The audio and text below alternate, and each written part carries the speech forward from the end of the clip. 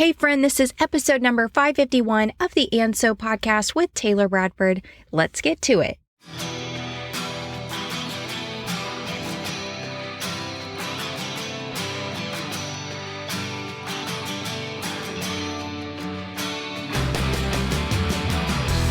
Boss Girl Creative presents And So with Taylor Bradford, business and life musings from a successful serial entrepreneur. Each week, you will hear Taylor spill the tea on all things business, life, relationships, health, and everything in between. But don't worry, each week also includes a business nugget that will help you stay on course. And now a throwback to 3-year-old Taylor who inspired all of this. And so.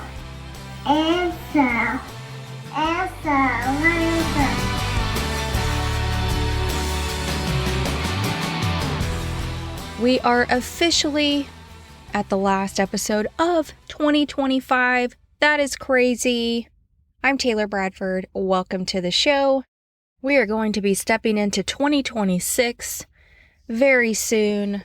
What happened to 2025? I don't even know. Oh, what a roller coaster 2025 was. I probably say that for every single year. But yeah, 2025 was definitely a roller coaster year. So let's tee up 2026 and see how we do. So my house, we have the zip system started, which is the exterior sheathing on my house structure. And it's really, I think, mostly to, I don't know what it's for. It's not like a typical house system.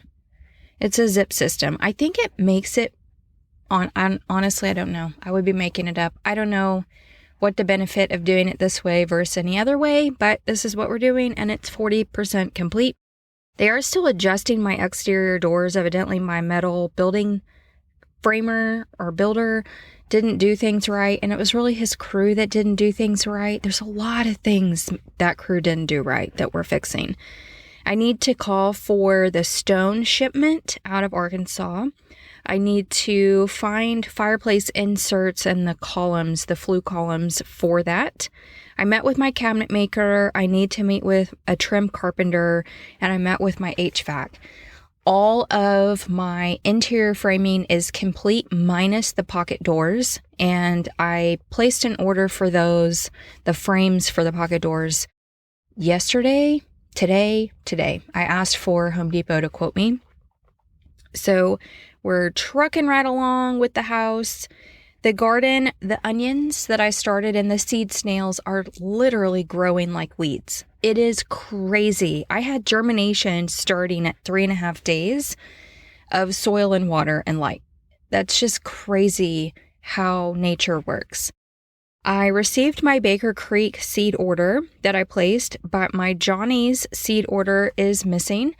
It shows to be delivered yesterday by the post office, except I met my mailman in the parking lot to get my mail. He drove into my parking lot because he had packages to deliver, and there was no seed order given to me, but it was scanned like he gave it to me. So I have to track him down today and be like, hey, I'm still missing something that you showed you scanned and you didn't give to me. And you're the only one that delivers my mail during the week. So I got to investigate that. I started filming my course. Oh my gosh. This has been 2 days trying because this is the second day. I'm not finished. Sunday, my goal was to film. I was I'm going to set aside this day. I'm going to get this filming done. And I got to my office and started going through the bullet points for each slide. And I was like, there is some unalignment that has happened. What I find with ChatGPT, when you are brainstorming with chat, when you are bullet pointing with chat, when you're trying to flow ideas, it doesn't always remember where you were in it, especially if it's a large thing like a course. And I realized I had built most of my slides. I think I was 50% done with my course slides. And so I wanted to get that finished, and I realized I hadn't finished that. I thought I was a lot further than I actually was. So shame on me for that. So I did finish my slides, and I started working on getting the bullet points into my presenter notes. And I was like, wow, this is not good. So I finished all of my slides and some of my presenter notes Sunday night. Like, I worked my tushy off to get all of that wrapped. And I also had been working on updating everything on the House of Sugar Creek's website. So I told you last week that I bought the URL, Sugar Creek Farm TX, and that is basically set to send people over or to refer people over to the House of Sugar Creek. So the House of Sugar Creek URL is still there, but I've changed out the logos. You can get there by going to sugarcreekfarmtx.com. Like, all of that is ready to go. I wrote new blog posts. I refreshed everything on the website. I updated the landing page that you get for my social media profiles. I did all the things. I rebuilt templates for email. I did all of the things. So Monday, I was like, okay, I'm going to film today. So I got to the shop early. I was like, okay, I might have some interference as far as like subcontractors coming in for payments after Christmas and mail delivery, UPS delivery, whatever. And yeah, I had some interruptions, but I sat down and I was like, okay, let's finalize the bullet points. And I got to one of my slides and I was like, that is definitely not anywhere in my course. Why am I teeing that up into the next module that doesn't exist? So I started going back through and I was like, oh my gosh, that is a huge chunk not in the course that needs to be in the course. Like, I have an asset for it. I actually have 2 assets for it. So I was like, all right, chat, we got to fix this. So we fixed that. And then I was having tech issues recording the course. So I'm using Ecamm Live to do that. I'm not going live, but that is the software, Ecamm Live for Mac. I don't really know. It might still be Pamela for Windows. I don't know what your recording software is for Windows, but it's Ecamm Live for a Mac. And so I finally got that figured out. I recorded my first 32 minutes. I don't remember actually how far I got into the course at 32 minutes, but then I was like, nope, don't like it. And so I scrapped it and I started filming again, and I have no idea where I got, like, as far as module point, but I was like, you know what? My husband just decided to start moving around the shop and making a bunch of noise, and I'm done for the day. So I will have a goal today to get the course recorded. Everything is finally in place for me to do that piece of it. And then there's still all the other pieces that I need to do. But I did ask in one of the mastermind groups that I'm in, do I need to get the course done and published and then work on the funnel behind it? Or do I go ahead and build out the whole funnel? I got some good feedback, but ultimately I need to get the whole course and the whole funnel built before I launch, so that when I sell 100 organically, I can tee up ads to it. I could choose not to try to sell 100 organically and then start ads, but we'll see. I'd like to at least get 50 sales before I turn on ads. Like, I really want to make sure that this is a viable product. I'm pretty certain it is, but I need to do some more research ultimately on how do I get people to buy it. I need 100 organic sales before I turn on ads, which I don't think it's going to be hard. I just have to find the people. And then I need to set my content up to find those people, obviously. And so that would be a step beyond getting everything built. But there's still so much to do. Like, when you are building out a course, there is so much to do when you are soloing it. But even if you had a team, you would still be doing all of these things. So I mentioned last week what all was left to do. And it is loading it into a course platform, building a landing page, building the sales page, but also building the checkout page, because warm traffic goes to the checkout page, cold traffic goes to your sales page. and then connecting the course platform to the checkout page, hitting publish, figuring out what's next, which I just kind of talked about, getting feedback on the course. I would actually like to get feedback on the course before, so I may open up like for the first 10 people to take the course and give me like testimonials that I can use for the clout of the course. And then I need to take the ads course that I have so that I understand how to set all of that up, like from a tech standpoint, but also how do you do this and what's feasible and what are my goals? Like, what should my goals be? So lots still to do. It's more than just getting the course filmed, but at least that is a huge like relief once I do that. So that's fun. And one more thought on that. Your goal before you turn on ads is to have an average order value, an AOV of $50. That is like the point in your like in your goal set to be at before you start running ads. I don't know why that's recommended, but it is recommended by a lot of people who are very successfully running ads on Meta. So I'm going to follow their lead and get myself to an AOV of 50 so that I can be as successful as I can be with ads. And finally, let's talk about books. I made it to 93 books read. I probably will get one more at 94, but you know what?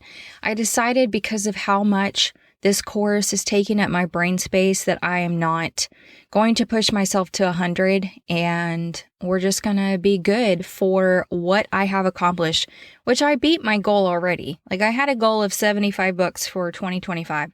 I more than blew that out of the water.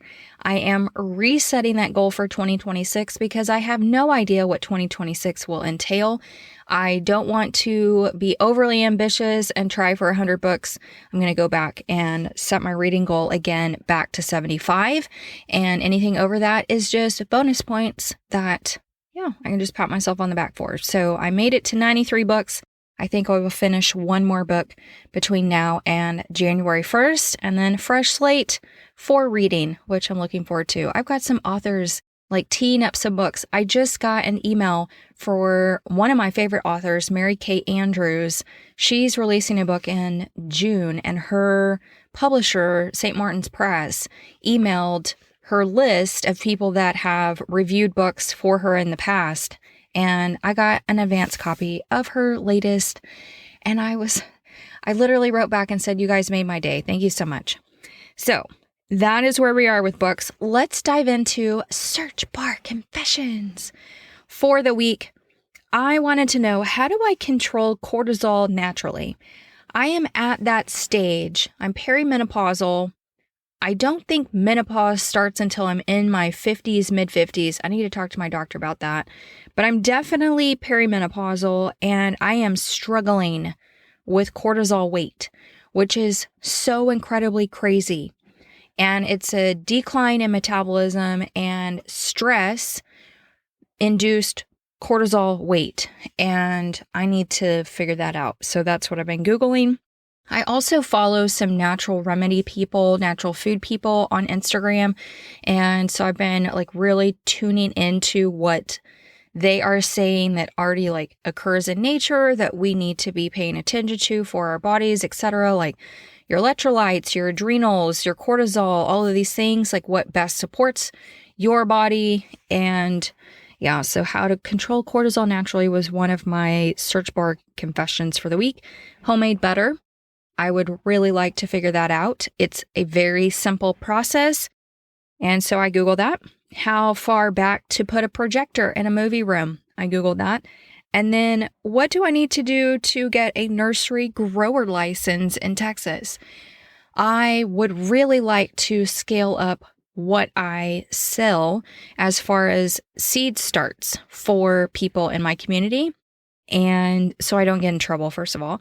And so it takes a nursery grower license.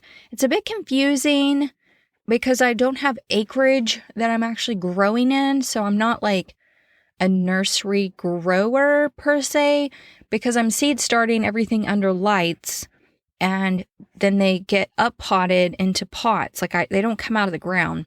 So it's in a very controlled environment. I'm using a very specific seed starting mix. And it looks right now like if I seed start them at my shop and then I end up seed starting them at my farm, right, and then sell them at my shop, I'm going to have 2 licenses. Like right now, I could have 1 license at my shop because I would grow them at my shop and then sell them at my shop. But once I move the growing to my farm, I'm going to need a license at my farm and then a license to sell at my shop, which that's where my farm stand is. And my farm stand will stay at the shop. So I don't know. That's so confusing. It seems to be easier in other states, by the way. But here we are. I wanted to know what I need to do for a nursery grower license. And that wraps up this week's Search Bar Confessions. Okay, so let's get into the business nugget for the week. We're going to talk about 7 things to do between the year. So the year ending and the year starting. So, we're probably all in holiday brain right now, but also about to step into New Year's pressure. And we're in that weird in between.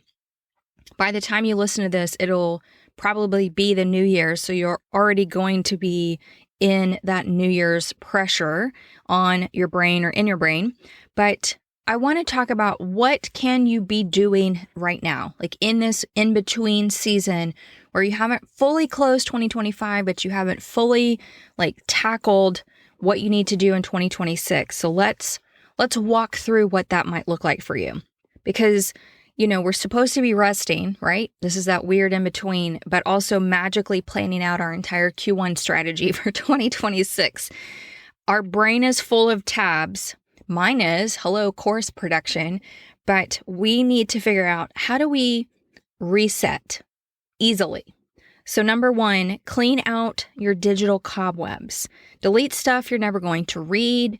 Unsubscribe from all of the emails that you set yourself up to get in 2025. Organize your Canva, organize your Pinterest, organize your inbox, organize your desktop folders, like what is sitting where, can you easily access it, organize your Google Drive. Like I was going through my Canva because I've got all of this course related stuff and I'm like, I don't want to forget that I've already created something. So how can I set this up? And you can organize your Canva into different folders, which is helpful. So delete stuff you're never going to read, unsubscribe from things, organize things, clean out those digital cobwebs.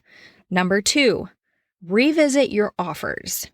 What still feels good that you are currently offering to your community? What doesn't convert? What needs a sunset or what needs a nap? So revisit your offers, figure out what you still find joy doing and selling, what has too much opposition, what has too many hurdles, what doesn't convert, what needs a sunset, and then again, what needs a nap.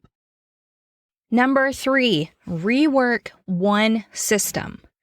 Whether it's your email template, I actually just did this for the farm email, whether it's your content tracking template, whether it's your bookkeeping spreadsheet, pick the thing that feels or felt like it had too much friction for you to use it the way you intended to use it and fix it. Number 4, reread your last quarter of content. Clarity may already be sitting there, so go back and reread the emails you sent out, the Instagram captions you wrote, the blog post titles you wrote, and the content within them. What were you trying to say in all of that? What themes kept coming up in your content? Number 5, update your what I'm available for list. Are you going more analog in your life in 2026? What are you available for in your business as far as opportunities or new projects? And what are you not available for? What happened in 2025 that you're like, I will never do that again? So update your what I'm available for list going into 2026. Number 6, make a tiny map for January. Name one goal and sketch the support that one goal needs for January, and that's it. So one goal, sketch what it needs to make it happen, and that's it. That's all you got to do. And then finally, number 7, take inventory of your energy, not just your metrics. So your energy in your day-to-day, your energy in your business, and your energy in life. Not just the metrics of your business, not just the metrics of what your output versus input is in your life. What drained you in 2025? What gave you life in 2025? What felt aligned but not yet successful in 2025? I want you to take inventory of that energy and make yourself just a plan for what you're going to call more of in 2026. So let's revisit that list one more time. Number 1, clean out your digital cobwebs. Number 2, revisit your offers. Number 3, rework one system. Number 4, reread your last quarter of content. Number 5, update your what I'm available for list. Number 6, make a tiny map for January that supports one goal. And then number 7, take inventory of your energy, not just your metrics. And that's it. That's what I am going to put on your to-do list until I chat with you again next week. Brand new episode for 2026, the first one out of the gate. Thank you so much for being here. I truly hope you had a magical 2025. And let's do this thing for 2026. Till next time, I hope you have a fantastic rest of your week.